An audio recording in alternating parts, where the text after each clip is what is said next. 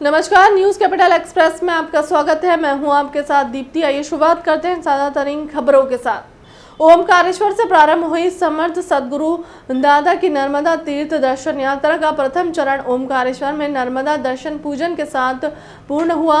समर्थ सदगुरु 347 दिनों से नर्मदा संरक्षण संवर्धन के लिए निराहार सत्याग्रह महाव्रत कर रहे थे। समर्थ सदगुरु ने अखंड नर्मदा सेवा परिक्रमा का महाव्रत धारण करते हुए कहा कि नर्मदा गो प्राकृतिक संरक्षण संवर्धन और प्राकृतिक केंद्रित जीवन शैली व्यवस्था और विकास की परिकल्पना को साकार करने अखंड निराहार नर्मदा सेवा परिक्रमा प्रारंभ होगी।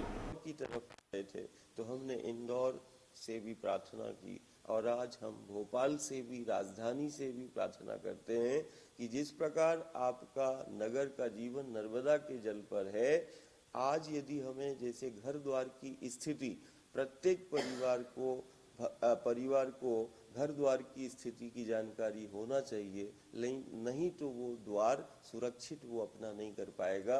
जिस द्वार से हमारे गांव, नगर और प्रांत का जीवन चल रहा है, वो द्वार इस समय पूर्णतः असुरक्षित है। और यदि समय रहते नर्मदा के उस पवित्र द्वार को, जिस द्वार से हमारे गांव, नगर और प्रांत का जीवन है, यदि उस तट और उस पथ पर निश्चित समय पर तत्काल नीति, नियम और कानून का क्रियान्वयन नहीं किया गया, योजनाओं को यदि लागू नहीं किया गया, तो 2025 से 2030 तक इस मध्य भारत में जैसे हम विगत 2 वर्षों से भीषण महामारी से का संकट हम कर रहे हैं, वैसे ही भीषण अकाल और सूखा मध्य भारत में ये निश्चित रूप से आएगा। यदि समय रहते हमने नीति, नियम और कानूनों का पालन वहां पर नहीं किया गया और वहां पर योजनाओं का क्रियान्वयन नहीं हुआ, तो इसी इंदौर, भोपाल, मालवा और मध्य भारत में भीषण अकाल और सूखा की चपेट में ऐसे हजारों गांव आएंगे। ग्राम सभाओं को अधिकार देना, आर्थिक रूप से सशक्त बनाना। कहा, विकास का काम कैसे होगा उनको तब करने दो, उनको यहाँ वनोपज या दूसरी चीजें जिसका उत्खनन किया जा रहा है उनका अधिकार दो। अब ये अधिकार देने में दिक्कत क्या है? सब कुछ भोपाल क्यों आना चाहिए? वनोपज के ज्यादा दाम मिले ताकि ज्यादा पैसे हमारे भाई और बहनों की जेब में आए, इसी से तो आर्थिक सशक्तिकरण होगा। ग्राम सभाओं को अधिकार देना, आर्थिक रूप से सशक्त बनाना, कहां विकास का काम कैसे होगा उनको तय करने दो। उनके यहां जो वनोपज या बाकी दूसरी चीजें होती है जिसका उत्खनन किया जा सकता है, उनको अधिकार दो ना भाई। अब ये अधिकार देने में दिक्कत क्या है? सब कुछ भोपाल क्यों आना चाहिए? तो वनोपज के ज्यादा दाम मिले ताकि ज्यादा पैसा हमारे भाई और बहनों की जेब में जाए, इसी से तो आर्थिक सशक्तिकरण होगा। और इसलिए चरणबद्ध तरीके से पेसा एक्ट हम लागू करेंगे। मैं बाकी समाज के मित्रों को भी, क्योंकि लोग भ्रम फैलाने की कोशिश करें, आश्वस्त करता हूं किसी का कोई नुकसान नहीं है। अध्यक्ष अगर ग्राम सभा का ट्राइबल होगा तो जो नॉन ट्राइबल रहते वो भी सदस्य हो सकेंगे उसमें, और मिलकर विचार करेंगे, लेकिन अधिकार देने पड़ेंगे और इसी से कल्याण होगा। पूर्व विधानसभा अध्यक्ष एनपी प्रजापति की प्रेस वार्ता। पीपी मोड पर चुनाव होता रहे, पुलिस, पैसा और प्रशासन पर चुनाव लड़ा जा रहा है। सरकार और इलेक्शन कमीशन पर उठाए सवाल। उपचुनाव में बाहरी लोगों के प्रचार में शामिल होने पर जताई आपत्ति। बीजेपी चुनाव आयोग की गाइडलाइन का पालन नहीं कर पा रही है। खंजवा, रेगांव, पृथ्वीपुर में बीजेपी की हरकत सामने आई है। 75 से अधिक बीजेपी के खिलाफ शिकायत की गई है। अब चुनाव आयोग को कार्रवाई करनी है। बीजेपी को शिकायतों पर ही एक्शन लिया जा रहा है। बीजेपी लोकतंत्र का पालन नहीं कर रहा है। कांग्रेस की शिकायत पर एक्शन नहीं लिया गया। 3 विधानसभा और 1 लोकसभा में चुनाव चल रहे हैं और ऐसा लगता है ये पीपीपी मोड पर चुनाव हो रहे हैं। पीपीपी का अर्थ है पुलिस, प्रशासन और पैसा। इस मोड के आधार पर ये चुनाव हो रहे हैं। कंट्रोल रूम कार्यालय भाजपा में इसलिए बनाया गया है ताकि संबंधित विधानसभाओं में जहां चुनाव हो रहे हैं वहां के अधिकारियों से पूछ सकें कि किस क्षेत्र में किस बूथ पर हमें क्या कार्रवाई करनी है। जब वहां से रिपोर्ट आ जाती है तब यहां से संबंधित कार्यकर्ताओं को निर्देश भाजपा देती है। और यही कारण है कि कांग्रेस के लोग बहुतायत शिकायतें लगातार चुनाव आयोग भोपाल और संबंधित निर्वाचन क्षेत्र में कर रहे हैं, लेकिन हमारी शिकायतों पे कोई कॉग्निजेंस, कोई एहतियात नहीं बरती जा रही है। सिर्फ और सिर्फ भाजपा जो बोल रही है, उनके जो अधिकारी और जो वरिष्ठ पुलिस अधिकारी भाजपा के कार्यकर्ता बनकर काम कर रहे हैं। अरे भाई, अगर भाजपा को चुनाव लड़ना ही नहीं है, लोकतंत्र की हत्या ही करनी है, तो एक काम करो, भाजपा चुनाव डिक्लेयर कर दे, भाजपा ही चुनाव लड़ ले, भाजपा ही पैसा बांट ले, भाजपा ही कार्यकर्ताओं को खरीद ले, चुनाव खत्म। राजधानी के वार्ड क्रमांक 1 अंतर्गत गांधीनगर क्षेत्र में बड़े भूमाफिया रमेश हिंगरोनी ने करोड़ों रुपए की सरकारी जमीन पर कब्जा करने के साथ उनके द्वारा धोखाधड़ी पर विद्युत मंडल से जुग्गी के नाम पर बिजली कनेक्शन लेकर शादी गार्डन में उक्त कनेक्शन का उपयोग करने का मामला सामने आया है। भूमाफियाओं ने झूठी शपथ पत्र देकर बताया कि उसे अर्जुन वार्ड में अपनी जुग्गी के लिए एक बत्ती कनेक्शन लिया था और छोटे कर्मचारियों से साठगांठ का उक्त बिजली कनेक्शन को उसने अपने अवैध रूप से बनाए श्री साई सेलिब्रेशन शादी गार्डन में लगवा दिया है। ओम यादव, सचिव, मध्य प्रदेश कांग्रेस कमेटी। हमारा हस्ताक्षर अभियान चल रहा है। भूमाफिया रमेश हिंगोरानी के खिलाफ जो हस्ताक्षर अभियान चल रहा है, उसके अंतर्गत आज दूसरा दिन है। हमारा हस्ताक्षर अभियान चलते हमें एक और बड़ा मामला मिला है, उसका खुलासा हुआ है, जिसमें जो गार्डन बनाया है रमेश हिंगोरानी ने, उसके लिए जो विद्युत कनेक्शन लिया है वो किसी जुग्गी के नाम से आवेदन किया है। जुग्गी के नाम से उस पर आवेदन किया है, उस फर्जी शपथ पत्र प्रस्तुत कर उन्होंने बिजली का कनेक्शन लिया है, जो कि वो शासकीय कर्मचारी हैं।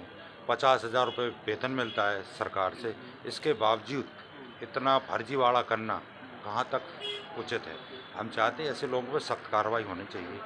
अब बताइए, ये जो है ना, ये आवेदन है जो उन्होंने दिया, ये आवेदन है।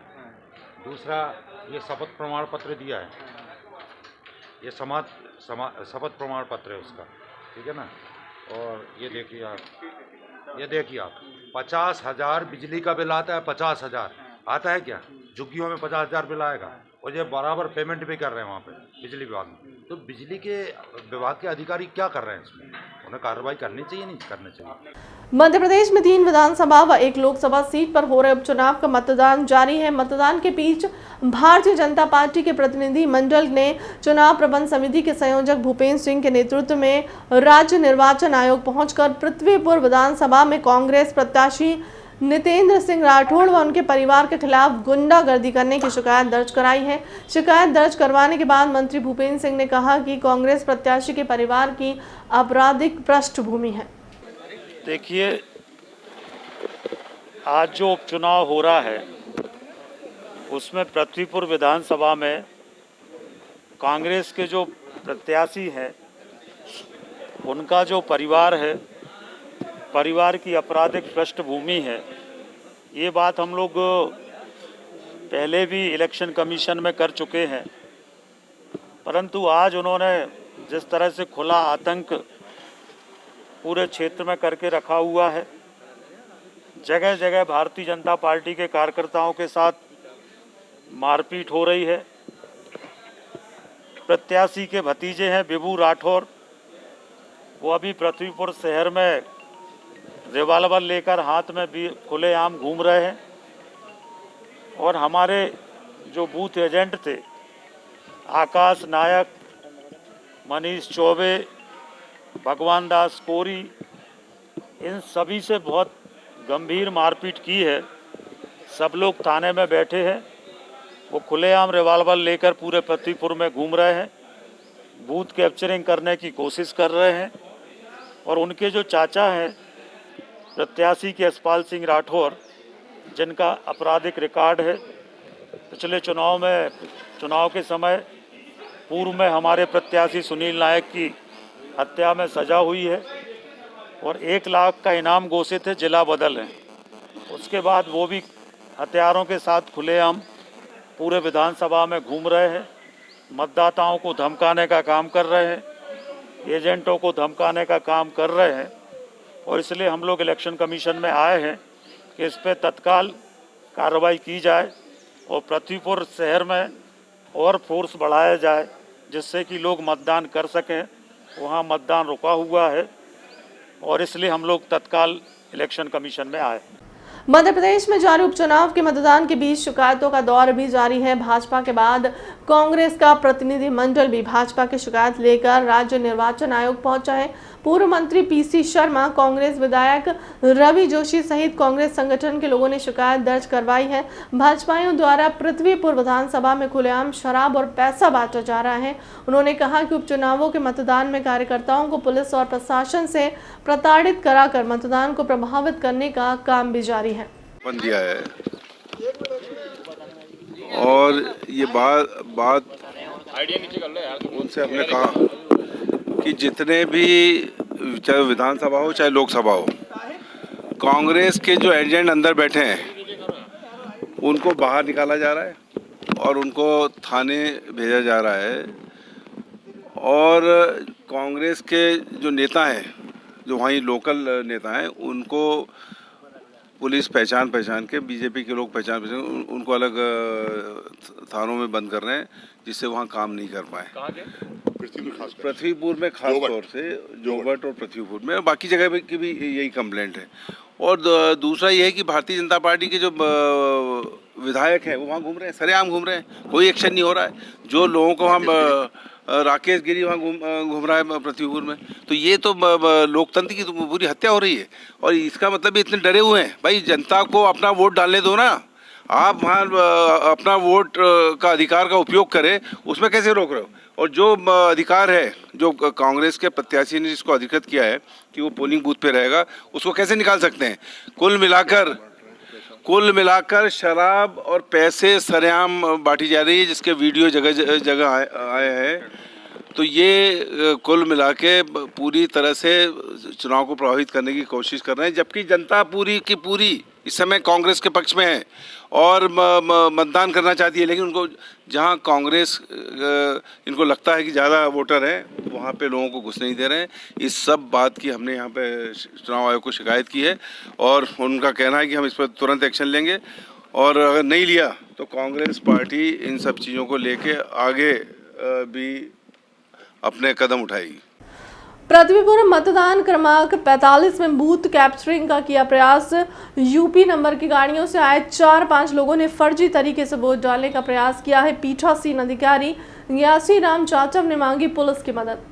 पोलिंग में कोई बाहर के लिखते हम जानते नहीं सर, आधार कार्ड नहीं लिए थे, ऐसे ही वोट बोल लिए थे, पर्ची वगैरह, लेकिन मिल नहीं रहे थे उनका नाम।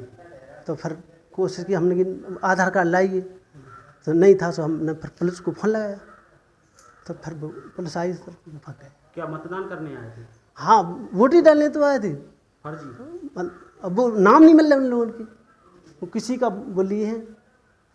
अब क्या परेशानी है आपको? अब पुलिस की आवश्यकता, पूरा मतदान के अंत तक हम लोगों को लिखा के जाए। आपको अभी फर्जी बहुत ज़्यादा। क्या डर है सर?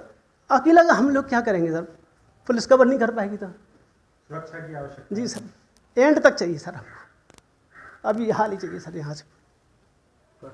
फिलहाल के लिए अब तक की खबरों में इतना ही। देश दुनिया की तमाम बड़ी खबरों के लिए बने रहें न्यूज़ कैपिटल एक्सप्रेस के साथ। नमस्कार।